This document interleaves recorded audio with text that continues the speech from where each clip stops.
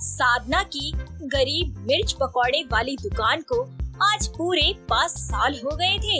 इस खुशी के मौके पर आज साधना ने सभी ग्राहकों को फ्री मिर्च पकौड़े खिलाने का ऐलान किया था। साधना के बहू बेटा लगातार उसकी मदद कर रहे थे। साधना चारों तरफ इस खुशी के नजारे को देख आंखें नम करते हुए खुद से कहती है, हे भगवान, किन हालातों में मैंने इस काम को शुरू किया था। कभी जानती ही नहीं थी कि मुझ गरीब की किस्मत ऐसा रंग लाएगी। मेरे हाथों के मिर्च के पकौड़े सबको इतना पसंद आएंगे। इन 5 सालों में मैंने अपनी जिंदगी में कितना कुछ देखा, कितना कुछ खो बैठी थी।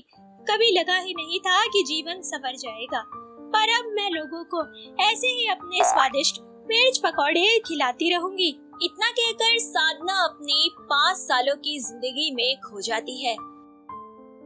साधना का पति मदन शादी के कुछ वर्ष बाद ही उसे छोड़कर इस दुनिया से चल बसा था, जिसके बाद साधना के सास ससुर ने उसे घर से निकाल दिया था।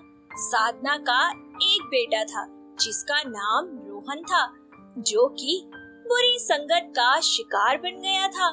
आए दिन वह साधना से पढ़ाई के नाम पर पैसे ऐंठता और अय्याशी करता। ऐसे ही एक सुबह, माँ, कल कॉलेज की फीस जमा करवानी है। 5,000 रुपए मांगे उन्होंने। आप कल मुझे 5,000 रुपए दे देना, नहीं तो मेरा एडमिशन नहीं होगा। हाँ बेटा, मैं करवा दूंगी, तू चिंता मत कर। जब तक तेरी माँ है, तेरी पढ़ाई पर कोई आँच नहीं आएगी।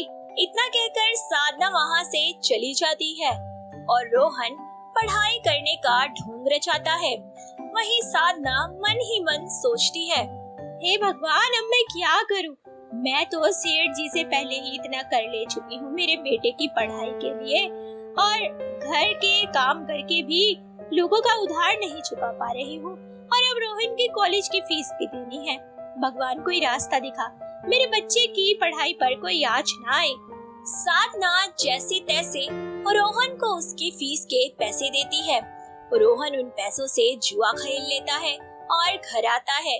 साथ ही उस पर 5,000 का कर्जा और चढ़ जाता है, जिसके बाद रोहन अपनी माँ से पैसे मांगता है, जिस पर साधना बोलती है, बेटा, अभी 2 दिन पहले ही तो मैंने तुझे पैसे दिए हैं, इतनी जल्दी पैसे कहाँ से लेकर आऊं? मुझे नहीं पता माँ, मुझे पैसे चाहिए तो मतलब चाहिए। इतना कहकर रोहन चला जाता है और बेचारी साधना भूखी प्यासी दिन रात मेहनत कर और रोहन को पैसे ला कर देती है। ऐसे ही एक दिन साधना घर आती है तो देखती है कि शराब के नशे में धुत रोहन खाट पर बैठा है और साधना से कहता है, बुढ़िया, चल, जितना पैसा कमा के लाई है सब दे दे। वैसे भी सारा पैसा मेरे लिए तो कमाती है ना। तुझे क्या लगता है कि मैं पढ़ता हूँ? अरे जा, ऐश करता हूँ मैं, ऐश।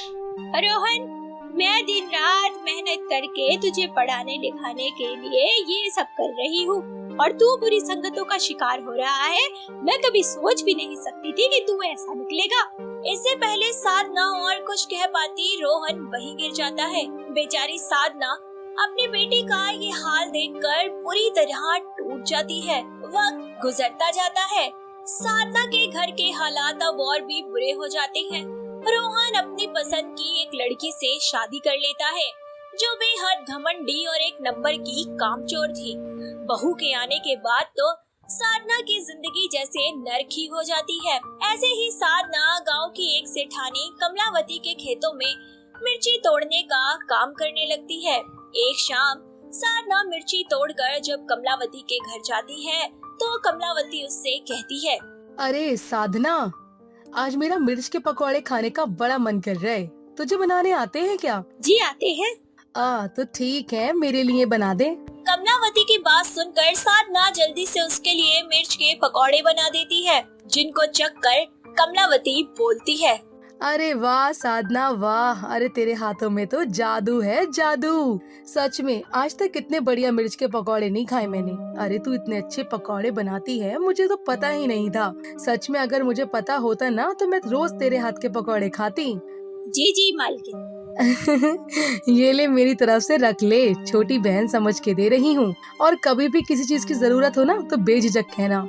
साधना पैसे लेकर घर आ जाती है। जहाँ उसकी बहू और बेटा गुस्से में उसका इंतजार कर रहे होते हैं। तभी साधना की बहू बोलती है, आ गई मटर गश्ती करके, ये घर का काम कौन करेगा? अरे दिखता नहीं है कितने बर्तन पड़े हैं, खाना बनाना है, कौन करेगा ये सब? कोई नौकर छोड़कर गई थी क्या अपने पीछे? बेटा कैसी बात कर रही है, मैं तो काम पर गई थी और काम से ही आई हूँ। और बेटा अगर एक दिन तू ये काम कर लेगी तो क्या हो जाएगा?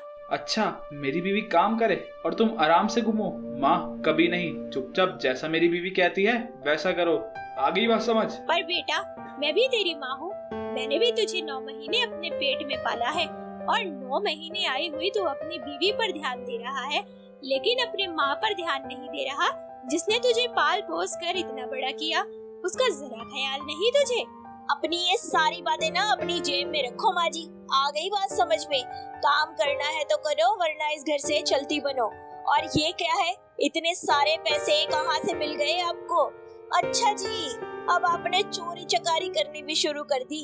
ये सारे के सारे पैसे मुझे दो और दफा हो जाओ इस घर से। इतना कहकर साधना के बहू बेटा उसे घर से निकाल देते हैं। बेचारी साधना बेघर होने के बाद दर बदर की ठोकरें खाने लगती है। वहीं उसके काम पर ना जाने की वजह से कमलावती भी उसकी चिंता में हताश परेशान होने लगती है और उसे तलाशने लगती है। तभी एक मंदिर के बाहर भूख प्यास से तड़प रही साधना उसे नजर आती है। कमलावती साधना के पास जाती है, जिसके बाद साधना उसे सारी बात बताती है। तभी कमलावती कहती है, अरे मेरी छोटी बहन, ये बात थी तो तू मेरे पास क्यों नहीं आई? अब देख मैं तेरी कैसे किस्मत चमकाती हूँ। तू जानती है ना कि तू कितने अच्छे मिर्च के पकौड़े बनाती है। अब से तू वही बनाकर अपना गुजारा करेगी, अपने बलबूते पर खुद को खड़ा करेगी, अब अपनी खुद की पहचान बनाएगी। भगवान है ना, वो सब देख रहा है। देखना तेरी बहू और बेटा तेरे पास नाग रगड़ते हुए आ जाएंगे। इतना कहकर कमलावती साधना को अपने साथ ले जाती है और साधना को एक छोटी सी मिर्च पकौड़े की दुकान खुलवा कर देती है। साधना के हाथ के मिर्च पकौड़े सभी को बहुत पसंद आने लगते हैं। पहले ही दिन से साधना की दुकान पर ग्राहकों की भीड़ उमड़ने लगती है। ऐसे ही एक दिन साधना की दुकान पर कमलावती आती है और बोलती है, देख साधना, मैं कहती थी ना कि तेरी खुद की पहचान होगी, तेरा खुद का नाम होगा। देख ले आज हर गली कोने में तेरा ही नाम है और तेरे ही मिर्च के पकौड़े की चर्चा। तू देखना अब तेरा नाम और बढ़ेगा। जहाँ एक तरफ साधना का दिन प्रतिदिन नाम हो रहा था, वहीं दूसरी तरफ उसके बहू बेटे को अपनी गलती का एहसास हो गया था। रोहन की बेरोजगारी की वजह से दोनों पति पत्नी कर्जे का शिकार हो गए थे और भूख प्यास से तड़पने लगे थे। हालात इतने बदतर थे कि उन दोनों को भिखारियों की तरह मांग कर खाना पड़ रहा था। ऐसे ही एक दिन मांगते मांगते दोनों साधना की गरीब मिर्च पकौड़े वाली दुकान पर आ जाते हैं। साधना उन दोनों को देखते ही पहचान लेती है। तभी रोहन कहता है, मुझे माफ कर दो माँ, मैंने तुम्हारे साथ बहुत गलत किया है। अपनी पत्नी के पीछे लगकर मैं ये भूल गया कि आप तो मेरी जिंदगी में भगवान थे। मैंने आपके साथ गलत किया और देखो आज हम दोनों पति पत्नी की हालत क्या से क्या हो गई है। ऐसी जिंदगी से तो मौत ही बेहतर है। हमें माफ कर दो माँ, हमें माफ कर दो। बेटा तुम दोनों को अपनी गलती का एहसास हो गया, यही बहुत बड़ी बात है। अब तुम दोनों किसी भी चीज की कोई फिक्र मत करो, मैं हूँ ना, सब ठीक हो जाएगा। जिसके बाद साधना उन्हें पेट भर खाना खिलाती है और रोहन और उसकी पत्नी अब साधना की गरीब मिर्च पकौड़े वाली दुकान पर मदद करने लगते हैं और कारोबार को आगे बढ़ाने लगते हैं। सफर तो मुश्किल था, लेकिन इस सफर में कई सबक मिल गए, अच्छे बुरे की परख हो गई और अब ऐसे ही मैं लोगों में प्यार और अपने मिर्च पकौड़ों का स्वाद बांटती रहूंगी। तो दोस्तों, कैसी लगी आपको हमारी साधना की कहानी? हम आपसे यही कहेंगे, हालात कैसे भी हो हार ना माने और हमें कमेंट में बताएं कि आपको कौन से पकौड़े पसंद हैं।